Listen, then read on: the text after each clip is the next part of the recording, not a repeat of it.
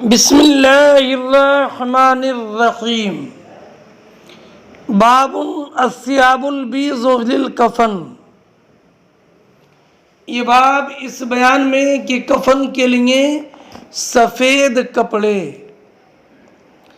یعنی میت کو سفید کپڑوں میں کفن دیا جائے اور کفن کے لیے سفید کپڑا اختیار کیا جائے۔ حدثنا محمد بن مقاتل قال اخبرنا عبد الله اخبرنا هشام بن عروة عن أبيه عن عائشة ان رسول الله صلى الله عليه وسلم كفن في 3 أثواب يمانية بيض سحولية من كرسف ليس فيها قميص ولا عمامة۔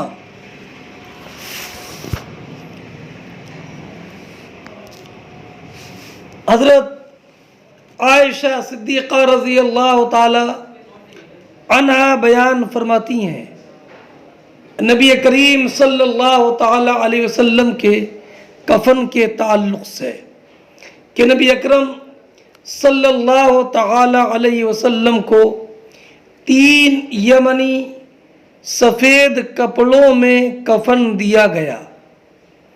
سحولیہ جو مقام سحول کے بنے ہوئے روئی کے تھے، من کرسف روئی کے تھے، لیس فیہا قمیص ولا امامہ، ان میں نہ کرتا تھا اور نہ امامہ۔ اس حدیث سے یہ ثابت ہوا کہ نبی اکرم صلی اللہ تعالی علیہ وسلم کو کفن میں 3 کپڑے دیے گئے، لہذا مردوں کو کفن میں 3 کپڑے دینا سنت ہے۔ اب 3 کپڑے کون کون سے ہیں؟ تو امام شافعی اور امام احمد فرماتے ہیں کہ یہ 3 کپڑے ازار، چادر اور لفافہ ہیں، کرتا نہیں۔ ہمارے یہاں پر بھی 3 ہی کپڑے مسنون ہیں، مگر یہ 3 کپڑے کرتا، ازار اور چادر ہے۔ ایک چادر میت کے قد کے برابر ہوگی، اسے ازار کہتے ہیں۔ دوسری چادر اتنی بڑی کہ دونوں طرف اسے باندھا جا سکے اور پکڑ کر میت کو، اس چادر کو پکڑ کر میت کو اٹھایا جا سکے، یہ لفافہ ہے۔ اور کرتا گلے سے لے کر گھٹنوں کے نیچے تک اور ٹخنوں کے اوپر تک، یہ قمیص ہے۔ قمیص کے تعلق سے ہماری دلیل حضرت جابر ابن سمرہ رضی اللہ تعالی عنہ کی روایت ہے کہ نبی اکرم صلی اللہ تعالی علیہ وسلم کو 3 کپڑوں میں کفن دیا گیا، کرتا، ازار، لفافہ۔ اس حدیث سے یہ معلوم ہوا کہ کفن میں امامہ نہیں ہے۔ ہمارے بعض مشائخ نے اسے مکروہ فرمایا کیونکہ کفن کے کپڑے 4 ہو جائیں گے، مگر بعض مشائخ نے اسے علماء اور مشائخ کے لیے مستحسن قرار دیا، جیسے حضرت عبداللہ ابن عمر رضی اللہ تعالی عنہما سے مروی ہے کہ انہوں نے اپنے صاحبزادے واقد کو 5 کپڑوں میں کفن دیا، کرتا، امامہ اور 3 لفافے، اور امامے کو ٹھوڑی کے نیچے سے لپیٹا۔ اس حدیث سے یہ ثابت ہوا کہ مرد کے کفن میں 3 سے زیادہ کپڑے دینا جائز ہے، لیکن یہ علماء اور مشائخ کے لیے ہے کہ ان کو امامہ دیا جائے۔ باب الکفن فی ثوبین یہ باب اس بارے میں کہ کفن میں 2 کپڑے دینا، اس سے یہ اشارہ کرنا ہے کہ 3 کپڑے واجب نہیں ہیں کفن میں، بلکہ یہ سنت ہے۔ حدثنا ابو النعمان قال حدثنا حماد عن ایوب عن سعید بن جبیر عن ابن عباس قال بینما رجل واقف بعرفہ اذ وقف على راحلته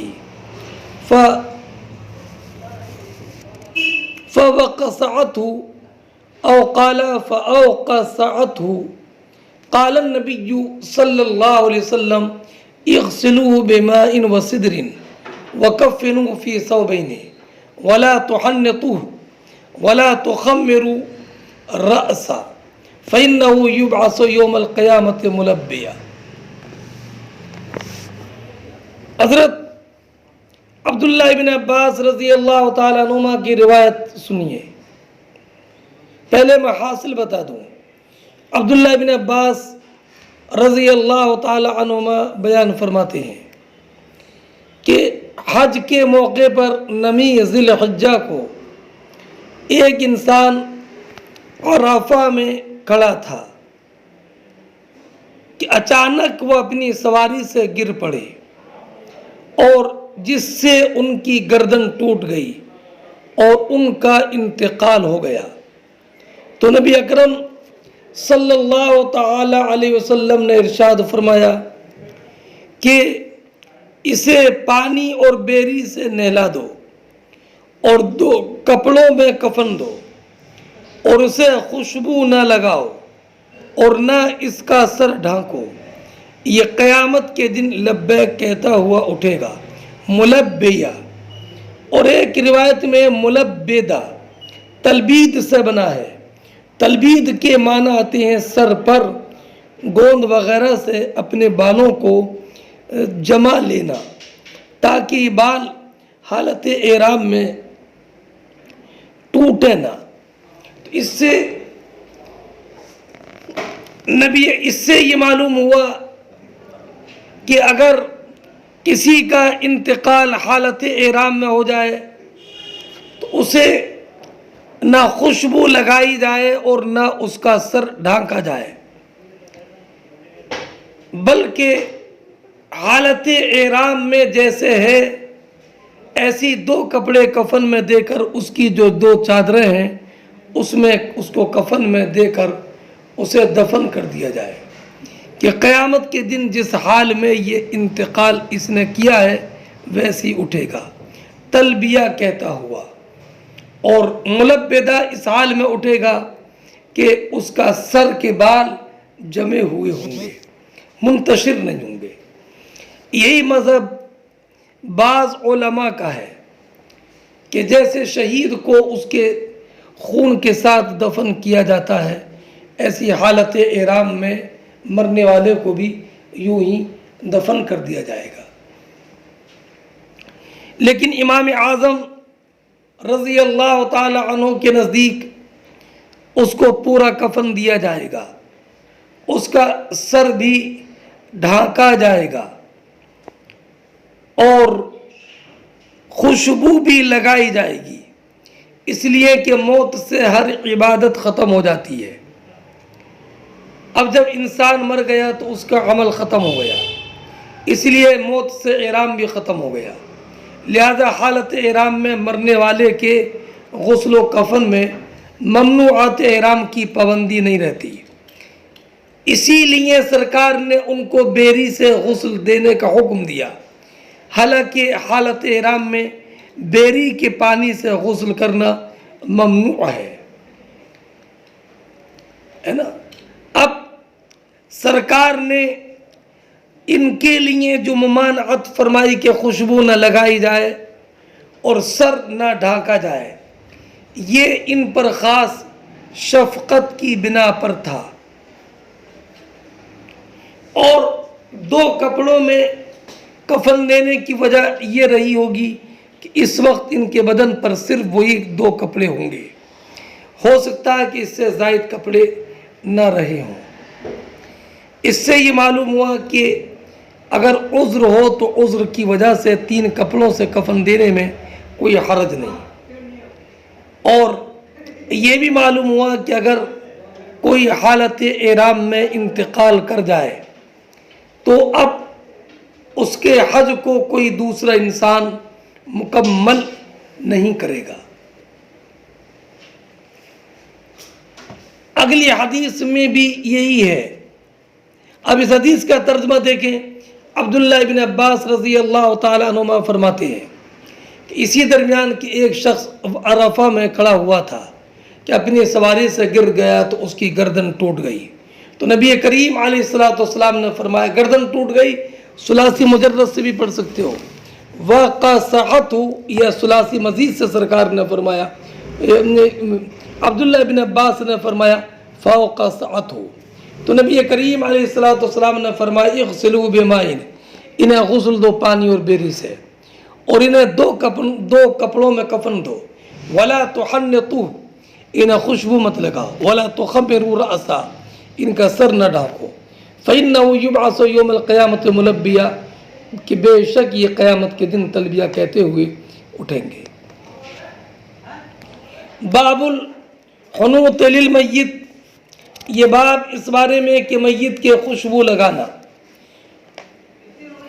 حدیث پاک حدثنا قتیبہ قال حدثنا حماد عن ایوب عن سعید بن الجبیر عن ابن عباس قال بینما رجل واقف، وہی حدیث پاک ہے، عبداللہ بن عباس بیان فرماتے ہیں کہ نبی کریم علیہ السلام کے بیان فرماتے ہیں کہ ایک شخص نبی کریم کے ساتھ وہ عرفہ میں کھڑے تھے کہ وہ اپنی سواری سے گر گئے، فَأَقْصَعَتْهُ، یا یہ کہا فَأَوْقَصَعَتْهُ، ان کی گردن ٹوٹ گئی، تو نبی کریم علیہ السلام نے فرمایا اغسلوه، فرمایا نبی اکرم صلی اللہ تعالی علیہ وسلم نے کہ انہیں غسل دو پانی اور بیری سے، اور انہیں 2 کپڑوں میں کفن دو، اور ان کے خوشبو مت لگاؤ، اور نہ ان کے سر کو ڈھکو، اس لیے کہ یہ قیامت کے دن تلبیہ کہتے ہوئے اٹھیں گے۔ اس سے معلوم ہوا کہ سرکار نے خوشبو لگانے کے لیے اس میت کے لیے منع فرمایا جو حالت احرام میں ہو، تو اس سے معلوم ہوا کہ اگر حالت احرام میں نہ ہو تو خوشبو لگائی جائے گی۔ فرماتے باب کیف یکفن المحرم، محرم کو کفن کیسے دیا جائے گا۔ فرماتی ہیں حدثنا ابو النعمان قال حدثنا ابو عوانہ عن ابی بشر عن سعید بن جبیر عن ابن عباس، عبداللہ بن عباس رضی اللہ تعالیٰ عنہ روایت کرتے ہیں کہ ایک شخص گر گیا اپنے اونٹ نے اس کو گرا دیا اور اس کی گردن ٹوٹ گئی، اور ہم نبی کریم علیہ السلام کے ساتھ تھے، سرکار حالت احرام میں تھے، یا وہ ہوا محرم،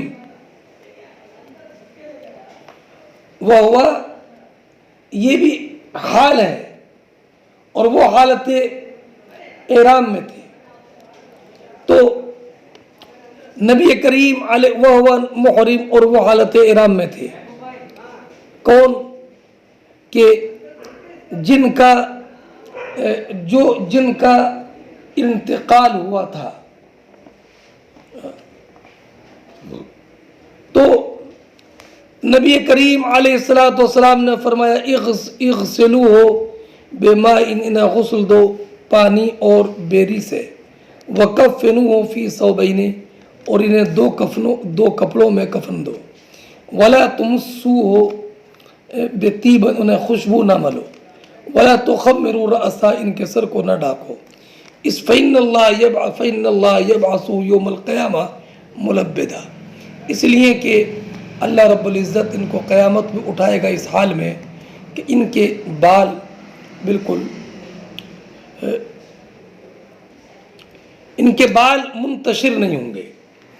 فرماتے ہیں پھر وہی روایت ہے حدثنا مسدد قال حدثنا حماد بن زید عن ایوب عن عمر و ایوب عن سعید ابن جبیر عن ابن عباس. عبداللہ ابن عباس فرماتے ہیں کہ صاحب نبی کریم علیہ السلام کے ساتھ عرفہ میں کھڑے تھے. فوقع عن راحلتی، اپنے سواری سے گر گئے. ایوب کہتے ہیں فوقصته، تو سواری نے ان کی گردن توڑ دی. فأقعصته فماتا، تو حضور نے فرمایا اغسلوا بماء وسدر وکفنوا فی ثوبین ولا تحنطوا ولا تخمروا رأسا فإنه یوم القیامہ.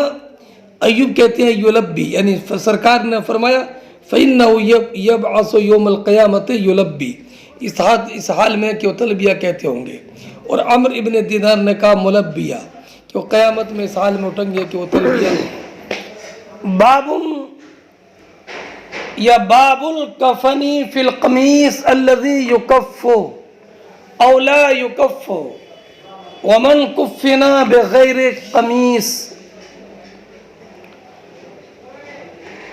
یہ باب اس بیان میں کہ کفن دیا جائے اس قمیص میں الذی یکف، کہ جس کے کنارے سلے گئے ہوں، او لا یکف، یا اس کے جنازے اس کے کنارے سلے ہوئے نہ ہوں. اور فعل معروف کے ساتھ پڑھو الذی یکف او لا یکف، تو اب معنی یہ ہوگا، اور کفا یکفو کے معنی روکنے کے ہیں. تو اب یہ ترجمہ ہوا کہ کفن دینا اس قمیص میں جو روکے یا نہ روکے، یعنی سرکنے سے سلا ہوا ہوگا تو سرکنے سے روکے گا، اور بے سلا ہوا ہوگا تو نہ روکے گا. تو اس کا حاصل بھی وہی ہوا کہ اس قمیص کے کنارے سلے ہوئے ہوں یا نہ ہوں. اور حضرت شیخ نور الحق ابن حضرت شیخ عبدالحق محدث دہلوی رضی اللہ تعالی عنہما نے اس کی توجیہ فرمائی کہ کفن دینا اس قمیص میں الذی یکف او لا یکف، کہ وہ قمیص عذاب سے روکے یا نہ روکے. تو مطلب یہ بیان فرمایا کہ صلحاء کے کرتے کو کفن بنانا، چاہے وہ مردے کو عذاب سے روکے یا نہ روکے. اس حدیث جو آنے والی ہے یہ بتانا ہے کہ اس کے کپڑے قمیص کے کنارے سلے ہوئے ہوں یا بغیر سلے ہوئے ہوں. کفن میں دینا جائز ہے، البتہ بلا سلا ہوا کفن دینا بہتر ہے.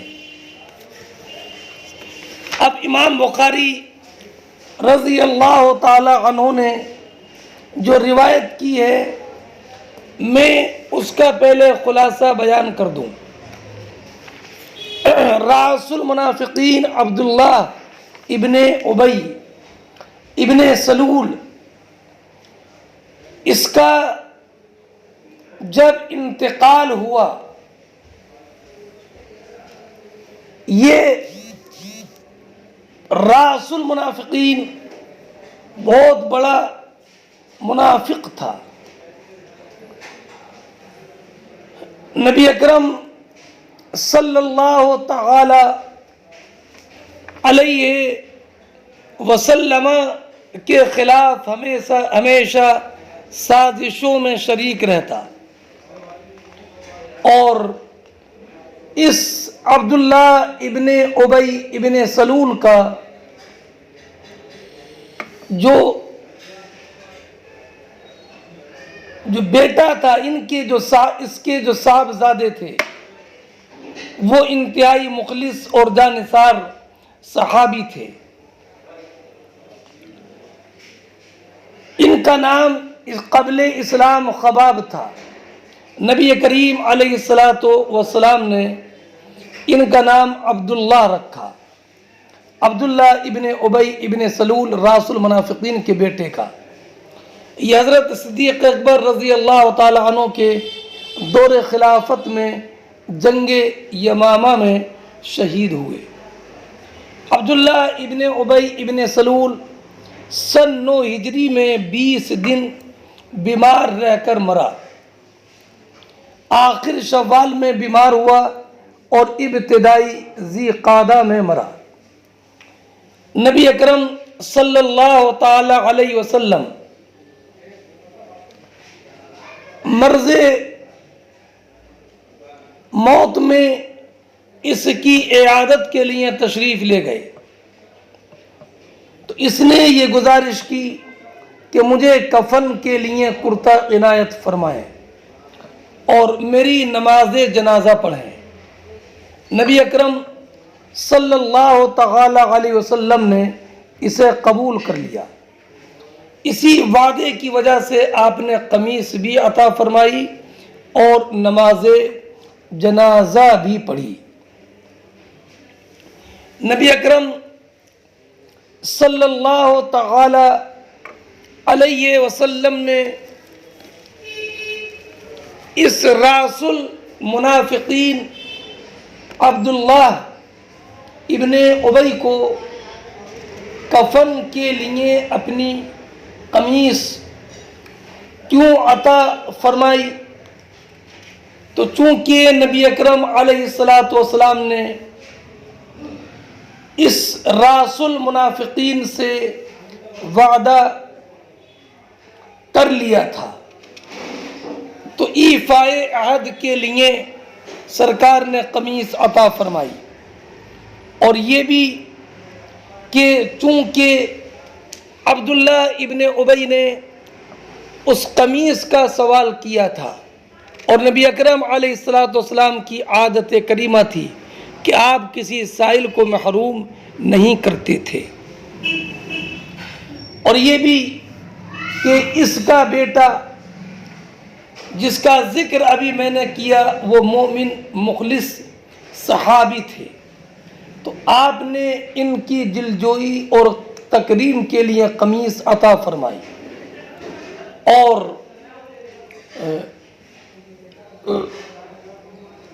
تیسرا جواب یہ ہے کہ نبی کریم نے خود ارشاد فرمایا کہ بے شک میری قمیص اس سے اللہ کے کسی عذاب کو دور نہیں کر سکتی، لیکن مجھے یہ امید ہے کہ اس کے سبب سے اس کی قوم اسلام لے آئے گی۔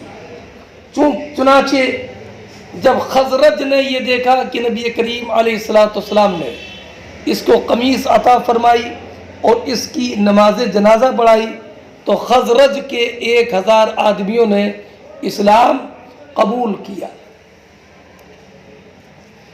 جب اس راس المنافقین عبداللہ ابن ابی کا دم نکلا تو ان کے بیٹے نبی کریم علیہ السلام کی خدمت میں حاضر ہوئے اور عرض کیا یا رسول اللہ مجھے قمیص بھی عطا فرمائے اور تاکہ میں اسے کفن بناؤں اور آپ ان کے جنازے کی نماز بھی پڑھا دیں اور ان کے لیے بخشش کی دعا فرمائیں۔ تو نبی کریم صلی اللہ تعالی علیہ وسلم نے فرمایا کرتا دے کر کہ مجھے اطلاع دینا، میں اس کی جنازے کی نماز پڑھا دوں گا۔ انہوں نے اطلاع دی۔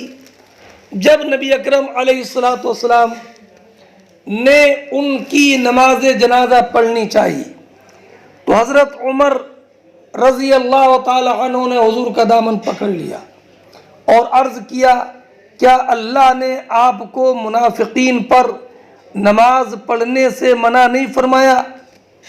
تو ارشاد فرمایا مجھے 2 باتوں میں سے ایک کا اختیار دیا گیا ہے۔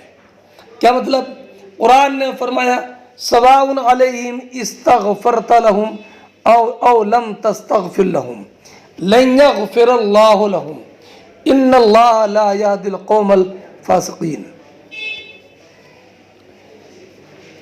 اور فرمایا ان تستغفر لہم 70 مرہ فلن یغفر اللہ لہم، اگر آپ ان کے لیے آپ 70 مرتبہ بھی بخشش چاہو تو بھی اللہ انہیں معاف نہیں فرمائے گا۔ تو فرمایا کہ اللہ معاف نہیں فرمائے گا، لیکن مجھے تو اختیار دیا ہے، سواء علیہم استغفرت لهم او لم تستغفر لهم ان تستغفر لهم 70 مرہ فلن یغفر اللہ لهم۔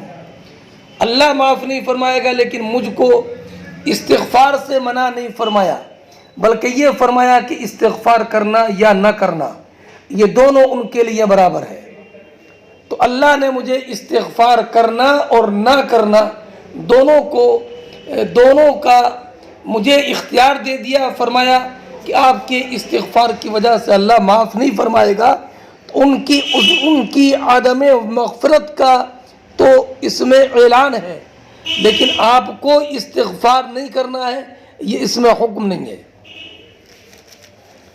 تو جب نبی کریم علیہ السلام نے اس کی جنازے کی نماز پڑھائی، تب یہ آیت کریمہ نازل ہوئی، وَلَا تُصَلِّ عَلَىٰ أَحَدٍ مِّنْهُمْ مَاتَ أَبَدًا وَلَا تَقُمْ عَلَىٰ قَبْرِهِ، کہ اگر منافقین میں سے کوئی مر جائے تو اس پر کبھی جنازے کی نماز مت پڑھیے اور نہ ان کے لیے استغفار کریے۔ یہ روایت جو ابھی میں نے آپ کے سامنے جس کا خلاصہ ذکر کیا، یہ عبداللہ ابن عمر رضی اللہ تعالی عنہ کی ہے، اور حضرت جابر ابن عبداللہ رضی اللہ تعالی عنہ کی روایت یہ ہے کہ نبی اکرم صلی اللہ تعالی علیہ وسلم جب تشریف لے گئے تو اس کے گھر والوں نے اسے قبر میں دفن کر دیا تھا۔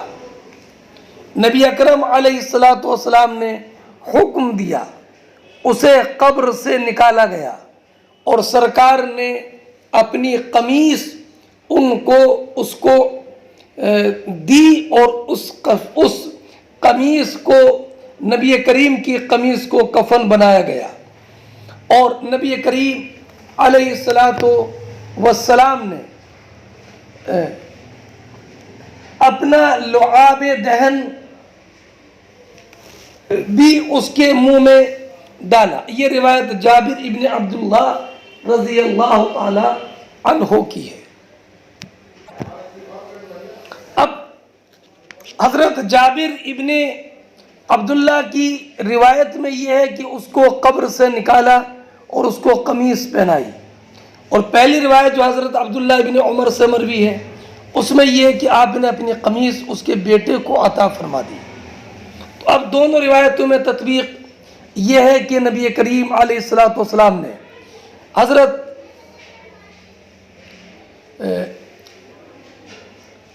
عبداللہ ابن ابی کے بیٹے مسلمان تھے، صحابی تھے، انہیں قمیص عطا فرما دی تھی۔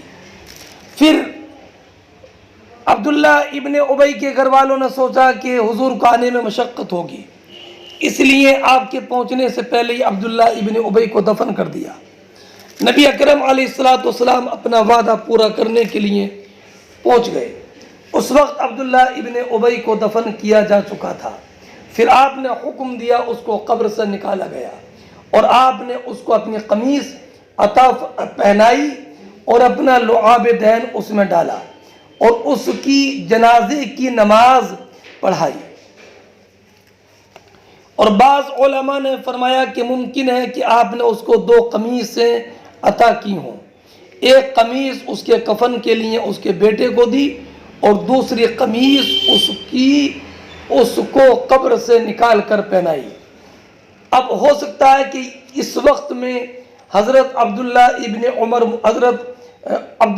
ابن عمر اس وقت موجود نہ ہوں، حضرت جابر ابن عبداللہ موجود ہوں، انہوں نے اس واقعے کا مشاہدہ کیا جو بیان فرمایا۔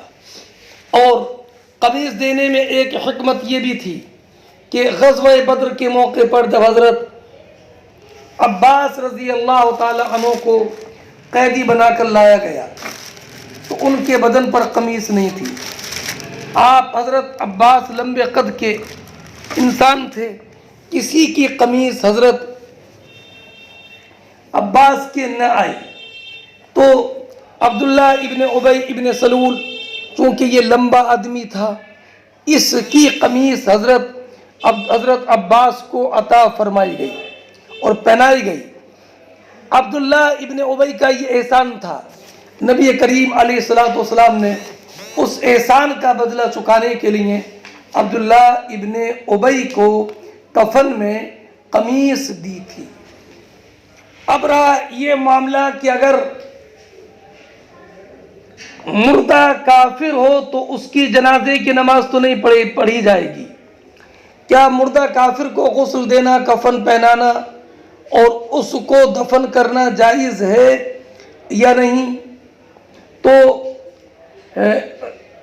بعض علماء نے فرمایا کہ اگر جس شخص کا کافر باپ مر جائے اس کا مسلمان بیٹا اسے غسل نہ دے اور نہ اس کی قبر میں داخل ہو، ہاں اگر اس کے ضائع ہونے کا خطرہ ہو تو اس کو گڑھے میں چھپا دے، گڑھا کھود کر اس میں چھپا دے۔ چنانچہ حضرت علی رضی اللہ تعالی عنہ بیان فرماتے ہیں کہ وہ نبی کریم صلی اللہ تعالی علیہ وسلم کے پاس آئے اور آپ کو یہ خبر دی کہ ان کے باپ ابو طالب انتقال کر گئے، تو آپ نے فرمایا جاؤ ان کو زمین میں چھپا دو، اور حضرت علی کو انہیں غسل دینے کا حکم نہیں دیا۔ اور اس سے یہ بھی معلوم ہوا کہ ابو طالب کا انتقال یہ حالت ایمان میں نہیں ہوا تھا، اور صاحب ہدایہ نے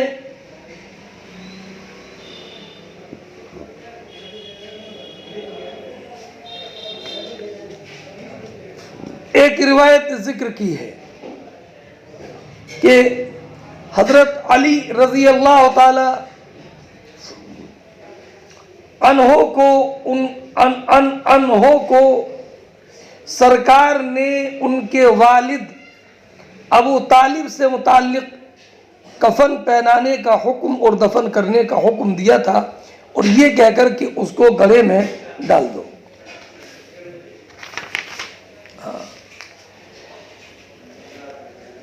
اب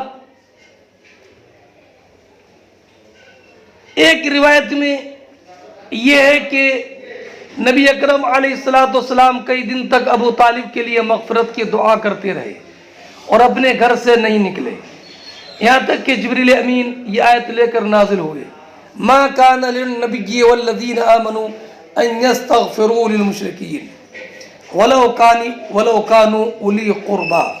اس سے معلوم ہوا کہ ابو طالب مسلمان نہیں تھے۔ حضرت عمر رضی اللہ تعالیٰ عنہ کی فضیلت بھی اس سے معلوم ہوتی ہے کہ ان کی رائے کے موافق قرآن کریم کی آیت کریمہ نازل ہوئی جس میں منافقین کی نماز جنازہ پڑھنے سے منع فرمایا، لیکن نبی اکرم صلی اللہ تعالی علیہ وسلم پر کوئی اعتراض نہیں، کیونکہ جس وقت آپ نے عبداللہ ابن ابی کی نماز جنازہ پڑھی تھی اس وقت یہ آیت نازل نہیں ہوئی تھی۔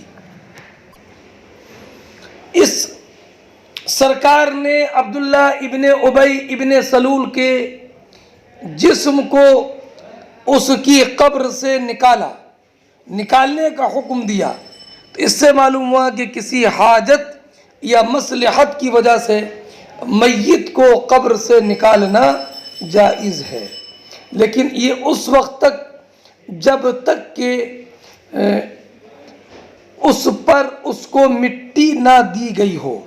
چنانچہ بدائع میں ہے اگر میت قبر میں غیر قبلہ کی طرف رخ کر کے رکھ دی گئی یا بائیں پہلو پر رکھ دی گئی یا اس کا سر پیر کی جگہ پر کر دیا گیا اور اس پر مٹی ڈال دی گئی تو اب اس کی قبر کو کھولنے کی اجازت نہیں ہے، اس لیے کہ میت ان کی طرف ان کے ہاتھ سے نکل چکی ہے۔ ہاں اگر ابھی مٹی نہیں ڈالی گئی تو میت کو نکالا جا سکتا ہے۔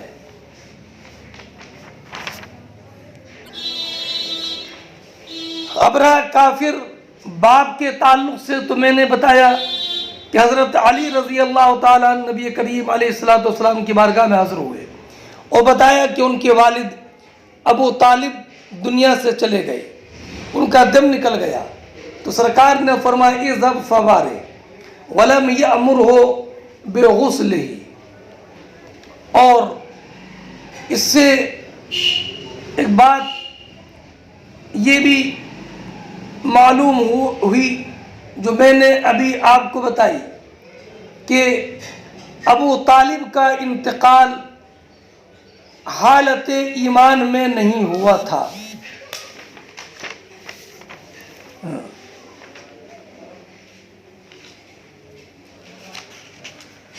اب آپ ان احادیث کریمہ کا ترجمہ کیجئے، ان احادیث کریمہ کا۔ حدثنا مسدد قال حدثنا یحیی بن سعید عن عبید اللہ قال حدثني نافع عن عبد الله بن عمر ان عبد الله بن ابی لما توفی، جب اس کا دم نکلا تو ان کے بیٹے جن کا نام سرکار نے عبداللہ رکھا تھا، یہ نبی کریم علیہ السلام کی بارگاہ میں حاضر ہوئے اور عرض کی آتنی قمیصک، حضور مجھے اپنی قمیص مبارک عطا فرمائے، اکفن فی، میں اس میں عبداللہ ابن ابی کو لپیٹوں۔ اور ایک روایت پڑھی کہ عبداللہ ابن ابی نے خود حضور سے عرض کیا تھا وصلی علیہ، اور حضور ان کی جنازے کی نماز پڑھا دیں، واستغفر له، فاعطاه قمیصہ، تو حضور نے ان کو اپنی قمیص عطا فرمائی اور کہا آذنی اصلی علیہ، مجھے اطلاع کر دینا میں اس کی جنازے کی نماز پڑھاؤں گا۔ فلما فآذن، تو انہوں نے اطلاع کی، فلما اراد ان یصلی علیہ، جب آپ نے نماز پڑھانے کا ارادہ کیا، جذبہ عمر، تو حضرت عمر رضی اللہ تعالی عنہ نے آپ کو اپنی طرف،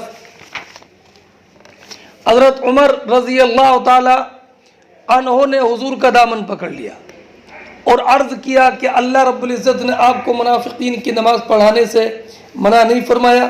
فقال انا بین خیرتین، تو حضور نے ارشاد فرمایا مجھے دو باتوں میں سے ایک کا اختیار دیا گیا ہے۔ کس بات کا اختیار فرمایا؟ استغفر لہم او لا تستغفر لہم، ان تستغفر لہم 70 مرۃ فلن یغفر اللہ لہم، آپ ان کے لیے استغفار کریں کہ نہ کریں، اگر آپ ان کے لیے استغفار کریں گے بھی 70 مرتبہ بھی تو اللہ ان کو معاف نہیں فرمائے گا۔ فصلی علیہ، تو حضور نے عبداللہ ابن ابی کی جنازے کی نماز پڑھائی۔ فنزلت، تو یہ آیت کریمہ نازل ہوئی، ولا تصلی علی احد منهم مات ابدا ولا تقم علی قبری۔ حدثنا مالک بن اسماعیل قال حدثنا ابن عینہ عن عمر سمع جابر قال اتى النبی صلی اللہ علیہ وسلم عبداللہ ابن ابی، نبی کریم علیہ السلام عبداللہ ابن ابی کے پاس آئے بعد اس کے کہ اسے دفن کیا جا چکا تھا۔ فاخرج، تو نبی کریم علیہ السلام نے اسے نکلوایا۔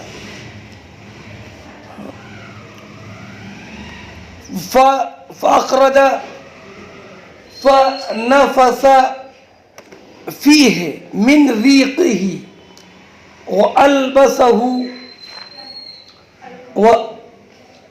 وَأَلْبَسَهُ، تو آپ نے اسے اس کی قبر سے نکالا، پھر اس میں اپنا لعاب ڈالا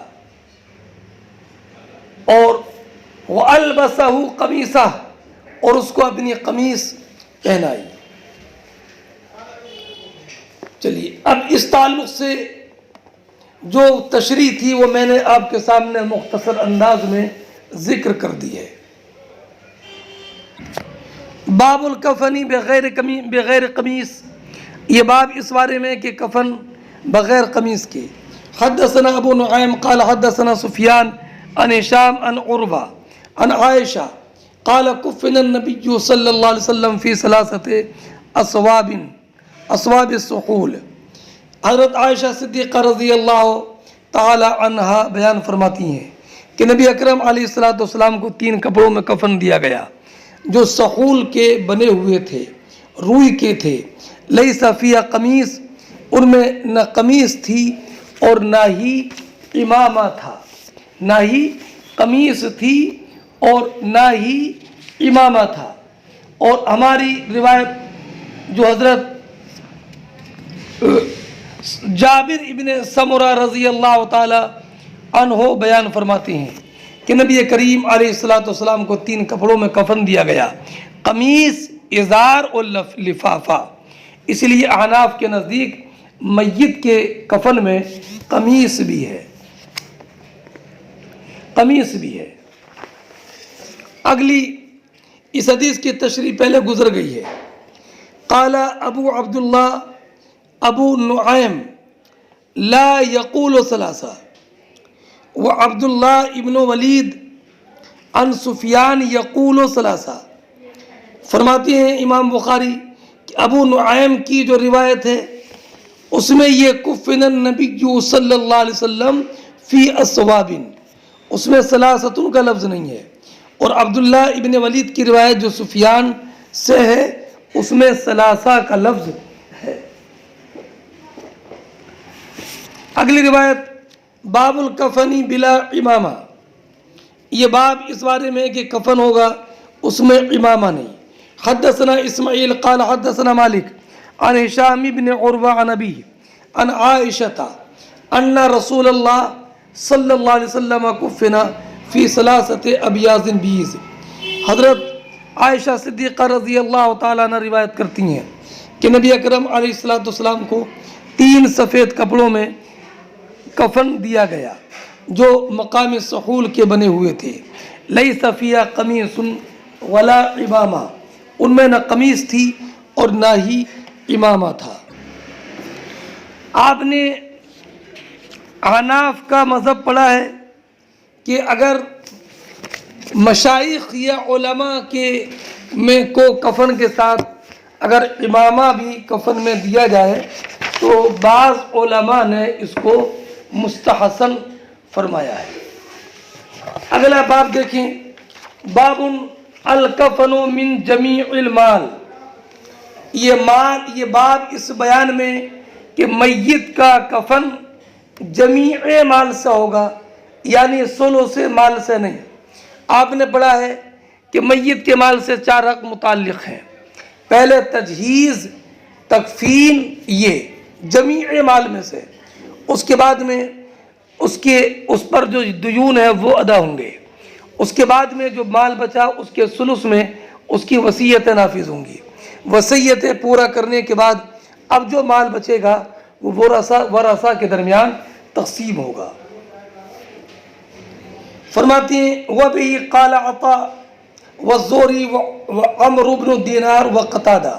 کفن جمیع مال سے ہوگا، یہی عطا ابن ابی رباح نے کیا، یہی عطا ابن رباح نے کہا، یہی امام زہری نے کہا، اور یہی عمر ابن دینار نے کہا، اور یہی حضرت قتادہ نے بھی کہا.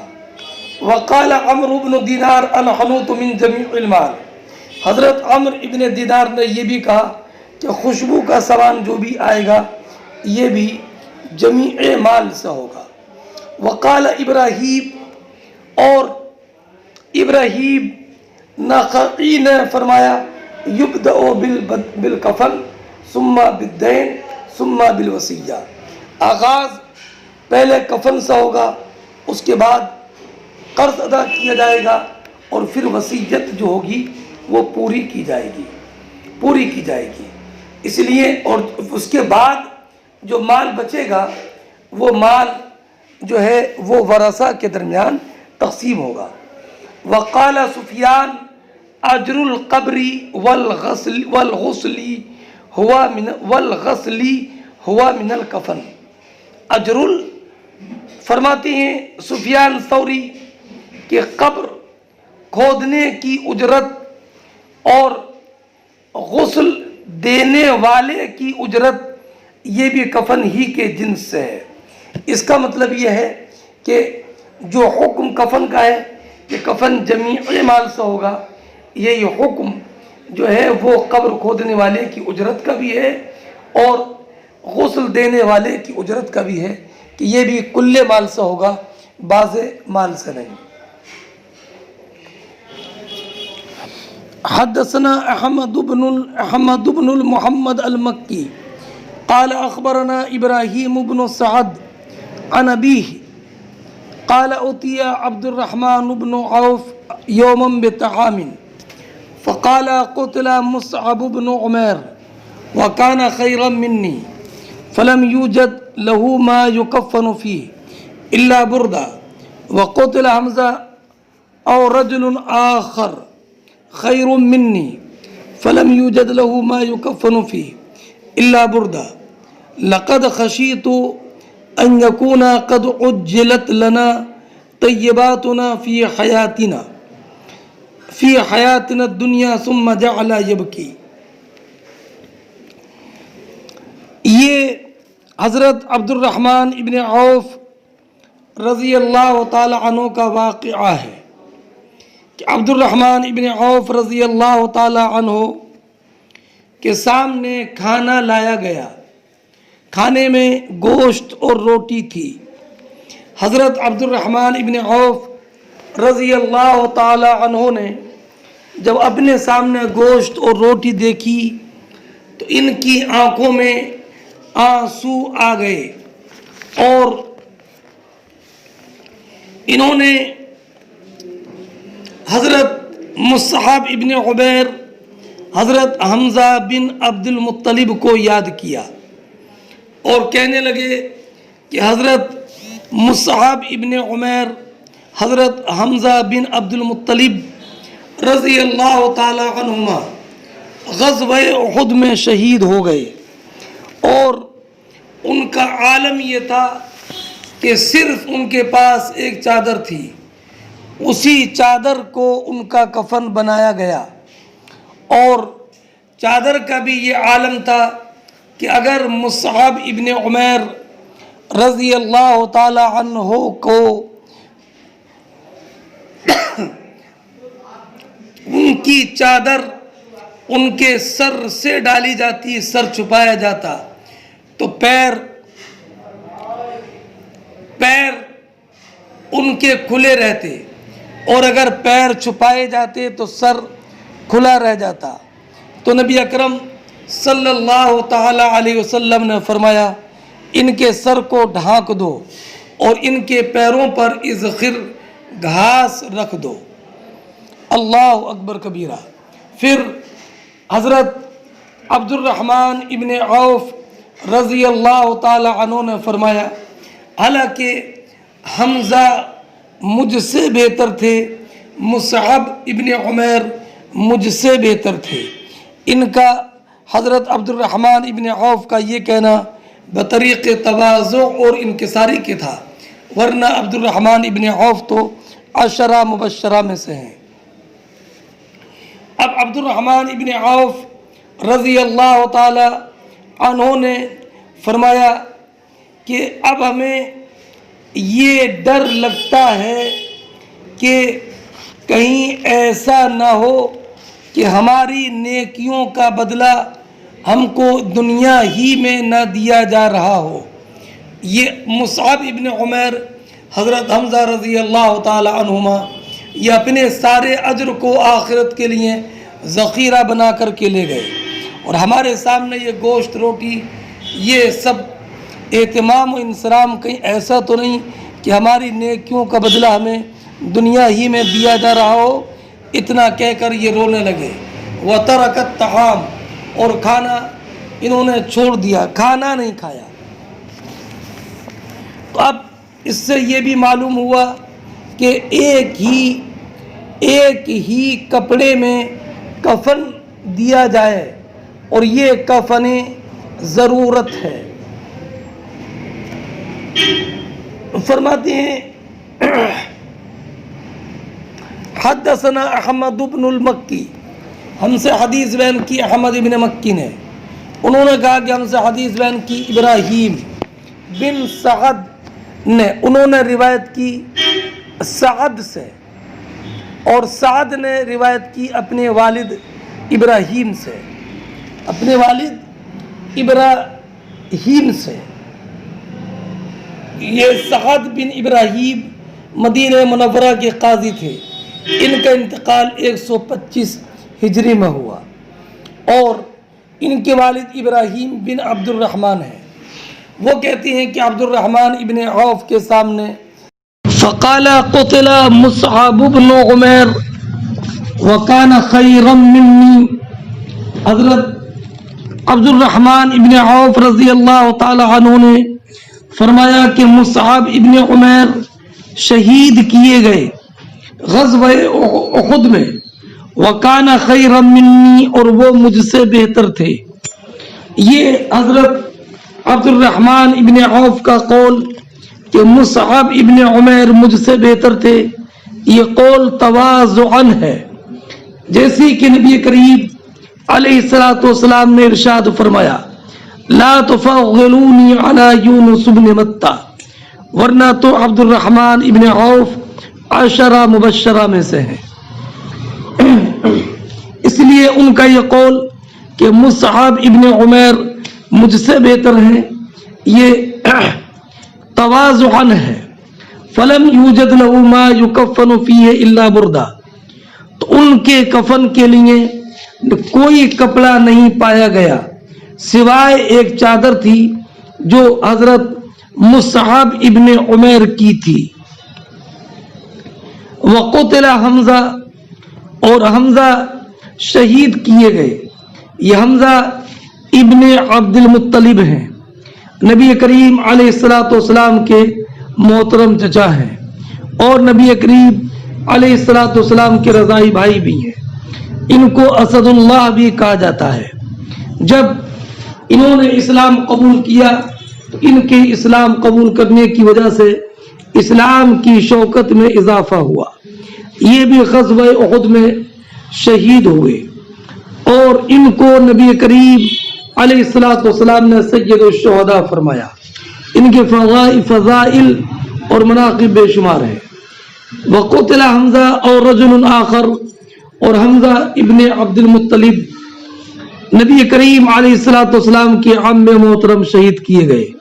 اور رجل آخر، یا کوئی دوسرے مرد، یا کوئی دوسرے مرد۔ اب یہ دوسرے مرد کون ہیں، ان کا نام معروف نہیں ہے، اور اکثر روایتوں میں یہ نہیں ہے اور رجل آخر، بلکہ اکثر روایتوں میں صرف حمزہ اور مصعب رضی اللہ تعالی عنہما کا ذکر ہے۔ اور حمزہ شہید کیے گئے، وہ مجھ سے بہتر تھے۔ فلم یوجد له ما یکفن فی الا بردہ، تو ان کے لیے بھی کوئی ایسے کپڑے نہیں پائے گئے جس میں ان کو کفنایا جائے سوائے چادر کے۔ اب حضرت عبد الرحمن بن عوف کہتی ہیں لقد خشیت ان تکون قد عجلت لنا طیباتنا فی حیاتنا الدنیا، مجھے یہ اندیشہ ہے کہ کہیں ایسا تو نہیں کہ ہماری نیکیوں کا صلہ ہم کو ہماری اس زندگی میں دیا جا رہا ہو، اور ہمارے جو ایثار اور قربانی کے جو ہمارے کارنامے ہیں، غزوات میں نبی کریم علیہ الصلوۃ والسلام کے ساتھ شرکت، ان کا اجر ہمیں دنیا میں بہترین دنیاوی نعمتوں کے ذریعے کہیں نہ دیا جا رہا ہو۔ یہ حضرت مصعب ابن عمیر اور حمزہ ابن عبد المطلب رضی اللہ تعالی عنہما اپنی نیکیوں کا سارا ذخیرہ آخرت کے لیے لے گئے۔ انہوں نے دنیا سے اپنی نیکیوں کے صلے سے کچھ نہ پایا۔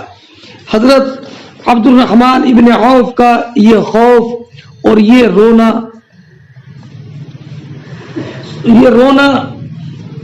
اس وجہ سے تھا کہ صحابہ کرام علیہم الرحمت والرضوان ہمیشہ اس بات سے ڈرتے تھے کہ کہیں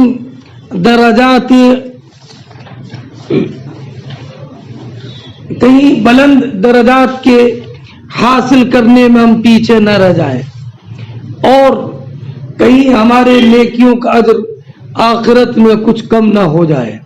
اسی وجہ سے حضرت عبد الرحمن ابن عوف نے یہ باتیں کہیں ثم جعل يبكي، پھر رونے لگے. اس حدیث سے ایک بات یہ معلوم ہوئی کہ کفن جمیع مال میت سے ہوگا.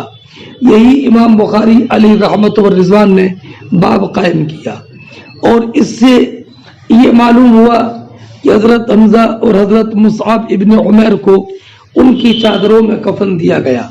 یہ اس بات کی دلیل ہے کہ ایک کفن میں ایک کپڑے میں کفن دینا جائز ہے جبکہ دوسرا کپڑا موجود نہ ہو. اصل تو ستر عورت ہے. اور اس سے ایک بات یہ معلوم ہوئی کہ عالم کو صالحین کی سیرت ذکر کرنا چاہیے اور دنیا سے ان کی جو بے رغبتی تھی اس کا ذکر کرنا چاہیے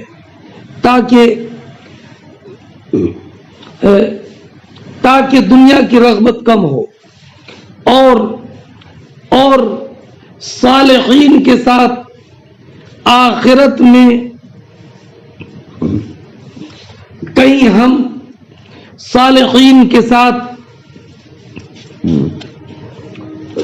صالحین کے مراتب سے کہیں ہم پیچھے نہ رہ جائیں. اس اعتبار سے اگر اس خوف سے انسان کو رونا چاہیے. اور اس سے ایک بات یہ بھی معلوم ہوئی کہ انسان کو اللہ رب العزت نے جو نعمتیں عطا کی ہیں ان کو ہمیشہ یاد کرتا رہے اور اس کے شکر کی ادائیگی میں کوتاہی کا اعتراف کرتا رہے. باب اذا لم یوجد الا ثوب واحد، یہ باب اس بارے میں کہ جب میت کے لیے صرف ایک کپڑا ہو تو حکم یہ ہے کہ اسی ایک کپڑے میں کفن دے دیا جائے، کسی دوسرے کپڑے کے حصول کا انتظار نہ کیا جائے. روایت وہی ہے جو آپ نے پڑھی ہے. حدثنا محمد بن مقاتل قال اخبرنا عبد اللہ، فرماتے ہیں کہ امام بخاری کے ہم سے حدیث بیان کی محمد بن مقاتل نے. قال اخبرنا عبد اللہ، وہ کہتی ہیں کہ مجھے خبر دی عبداللہ ابن مبارک نے. انہوں نے کہا کہ ہمیں خبر دی شعبہ نے. وہ روایت کرتے ہیں سعد بن ابراہیم سے، اور سعد بن ابراہیم روایت کرتے ہیں اپنے والد ابراہیم سے، یعنی حضرت عبد الرحمن ابن عوف کے جو بیٹے ابراہیم ہیں اور ان کے بیٹے سعد ہیں. تو عبد الرحمن ابن عوف کے پوتے سعد نے اپنے والد ابراہیم سے روایت کی. انہوں نے اپنے والد عبد الرحمن ابن عوف سے روایت کی کہ اتیا بطعام وکان صائما، کہ حضرت عبد الرحمن ابن عوف کے پاس کھانا لایا گیا. وکان صائما، اور وہ روزے سے تھے. تو افطار کے کھانے میں گوشت اور روٹی لائی گئی، جیسے کہ دوسری روایت میں اس کی توضیح ہے. فقال قتل مصعب ابن عمیر و خیر منی، تو کہا کہ مصعب ابن عمیر شہید کیے گئے، کر دیے گئے. وکان خیر منی، اور وہ مجھ سے بہتر تھے. یہ مصعب ابن عمیر رضی اللہ تعالی عنہ اجلہ صحابہ میں سے ہیں. ان کو نبی کریم علیہ الصلوۃ والسلام نے مدینہ طیبہ قرآن کی تعلیم اور مسائل دین سکھانے کے لیے بھیجا تھا۔ انہوں نے ہجرت سے پہلے مدینہ طیبہ میں سب سے پہلے جمعہ پڑھایا، اور یہ دور جاہلیت میں بہت عیش و آرام میں رہتے تھے۔ ان کا لباس بہت عمدہ تھا۔ جب اسلام قبول کیا تو ان کی دنیا سے بے رغبتی ہو گئی۔ انہی کے بارے میں ہے رجال صدقوا ما عہد اللہ علیہ فمنہم من قضى نحبہ۔ غزوہ احد میں یہ شہید ہوئے۔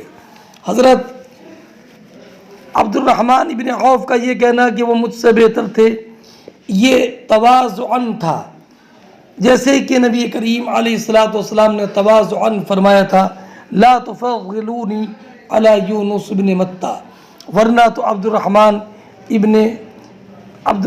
ابن عوف خود عشرہ مبشرہ میں سے ہے۔ ہاں، کفنا فی بردہ، ان کو حضرت مصعب ابن عمیر کو کفن دیا گیا ایک چادر میں، اور چادر کا عالم یہ تھا کہ ان غطی راسو، اگر ان کے سر کو ڈھانکا جاتا تو ان کے پیر کھل جاتے، اور اگر پیروں کو ڈھانکا جاتا تو سر کھل جاتا۔ اور یہ بھی کہا کہ میرا گمان یہ کہ یہ بھی کہا قتل حمزہ، تو حمزہ شہید ہو گئے، وہ خیر منی ثم بسط لنا من الدنیا، پھر ہمارے لیے دنیا کشادہ کر دی گئی، جو کشادہ کر دی گئی۔ یہ کہا کہ اعطینا من الدنیا ما اعطینا، ہم کو دنیا سے دیا گیا جو دیا گیا۔ اور فرمایا وقد خشینا ان تکون حسناتنا عجلت لنا، اور ہم حضرت عبد الرحمن ابن عوف نے کہا کہ ہمیں اس کا ڈر ہے کہ کہیں ایسا نہ ہو کہ ہماری نیکیوں کا بدلہ ہمیں دنیا میں ہی دیا جا رہا ہو۔ ثم جعل یبکی، پھر آپ رونے لگے، حتی ترک الطعام، یہاں تک کہ افطار کے وقت میں کھانا چھوڑ دیا۔ یہ باب اس بارے میں کہ جب کہ کفن نہ پائے الا ما یواری رأسہ، مگر اتنا حصہ کہ جو اس کے سر کو ڈھانک دے یا اس کے قدم کو، تو اس کے سر کو ڈھانکا جائے گا، قدم پر کچھ گھاس وغیرہ رکھ دی جائے گی۔ حدثنا عمرو بن حفص بن غیاث، امام بخاری فرماتے ہیں کہ ہم سے حدیث بیان کی عمر بن حفص بن غیاث نے، انہوں نے کہا کہ ہم سے حدیث بیان کی میرے والد حفص ابن غیاث نے، وہ کہتے ہیں کہ ہم سے حدیث بیان کی عامش نے، انہوں نے کہا کہ ہم سے حدیث بیان کی شقیق ابن سلمہ نے، وہ کہتے ہیں کہ ہم سے حدیث بیان کی خباب ابن ارت نے، وہ کہتے ہیں کہ ہم نے نبی کریم علیہ السلام کے ساتھ ہجرت کی اللہ کی رضا کے لیے، فوقع اجرنا علی اللہ، تو ہمارا اجر اللہ رب العزت کے ذمہ کرم پر ہو گیا۔ فمنا من مات، تو ہم میں سے بعض کا انتقال ہوا، ولم یأکل من اجرہ شیئا، اور انہوں نے اپنے اجر میں سے کچھ بھی نہیں دنیا میں کھایا۔ ان میں سے مصعب ابن عمیر ہے۔ ومنها من اینعت له ثمرته، ہم میں سے بعض وہ ہیں کہ جن کے لیے اس کا پھل پک گیا، فہو یادبها، تو وہ اس کو چن کر کھا رہا ہے۔ قتل، انہی میں سے مصعب ابن عمیر ہیں، قتل یوم احد، وہ شہید ہوئے غزوہ احد میں۔ فلم نجد ما نکفنہ، تو ہمیں اتنا کپڑا نہیں ملا کہ جس کے ذریعے ہم انہیں کفن دیں، الا بردتن، مگر صرف ایک چادر تھی، اذا غطینا بها رأسا، جب ہم اس سے ان کے سر کو ڈھانکتے، خرجت رجلہ، تو ان کے پیر نکل جاتے، وَإِذَا غَطَّيْنَا رِجْلَيْهِ، اور جب ان کے پیروں کو ڈھانکتے تو ان کا سر نکل جاتا۔ تو نبی کریم علیہ السلام نے ہمیں حکم دیا ان نغطی رأسا، ان کے سر کو ڈھانکے، وَأَن نَجْعَلَ عَلَى رِجْلِهِ مِنَ الْإِذْخِرِ، ان کے پیروں پر اذخر گھاس رکھ دے۔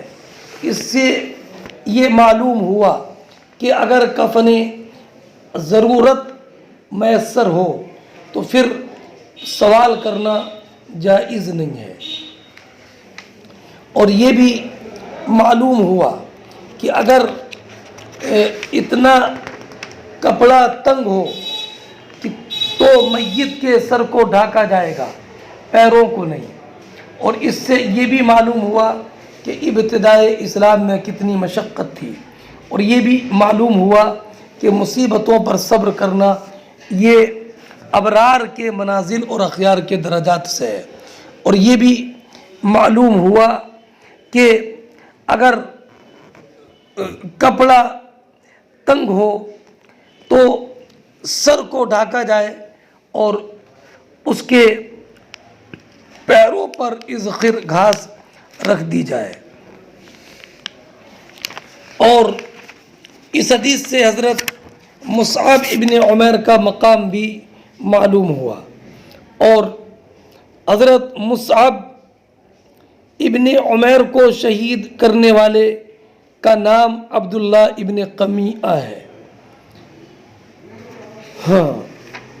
اور اس حدیث سے حضرت عبد الرحمن ابن عوف رضی اللہ تعالی عنہ کی تواضع اور انکساری اور ان کی دنیا سے بے رغبتی کا کمال بھی معلوم ہوا، اور یہ بھی معلوم ہوا کہ ایک کپڑے میں کفن دینا جائز ہے، لیکن اگر خوشحالی کے باوجود اگر ایک کپڑے میں کفن دیا تو برا کیا، اس لیے کہ جیسے زندگی میں ایک کپڑے میں نماز پڑھنا جائز ہے، لیکن اگر دو کپڑے موجود ہوں ایک کپڑے میں نماز پڑھنا جائز کراہت کے ساتھ ہے، ایسے ہی مرنے کے بعد ایک کپڑے میں کفن دینا ضرورت کے وقت میں جائز ہے، جبکہ ایک کپڑے کے علاوہ کوئی دوسرا کپڑا نہ ہو۔